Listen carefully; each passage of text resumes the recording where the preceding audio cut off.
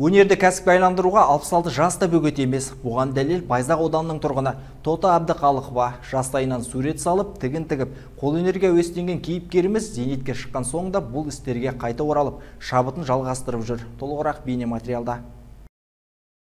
1959 жылы Тұрар Рысқұлов ауданында дүниеге келген Тоты Совет қызы өмірін ұстаздықпен байланыстырған жан.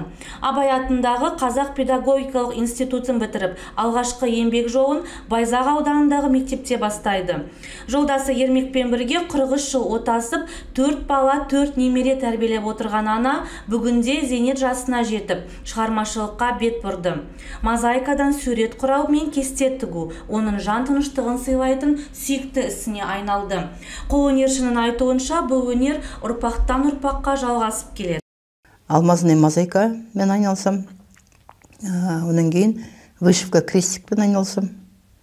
Енді соңғы жылдары алмазный портрет по фото деген мен айналысып жүрмін. Шығармашылық анамнан дарыды деп ойлаймын, себебі анам өте шебер кісі болған.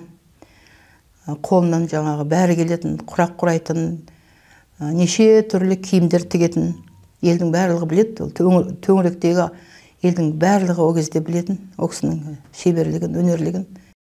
Тоты Совет қызының қолынан шыққан туындылар, табиғат көріністері, жануарлар мен портреттер. Әр картинасына ерекше мән беріп, арнайы рамкаға орналастырады. Керек жабдықтарын Қытайдан арнайы алдырса, багеттерді жергілікті шеберханадан жасатады екен. Шығармашылыққа деген сүйіспеншілікті ол анасынан дарыған қасиет деп біледі. Әр жұмысы жүрегінен шыққан бір бөлшек, сондықтан оларды сату да оңай емес. Сонымен қатар ең қымбат картиналарын үй қабырғасына іліп, немересі Нұраймен бірге жаңа туындылар жасауды дәстүрге айналдырған. Эльнура Жапар, Нұрбол Қыстаубек, 24 News.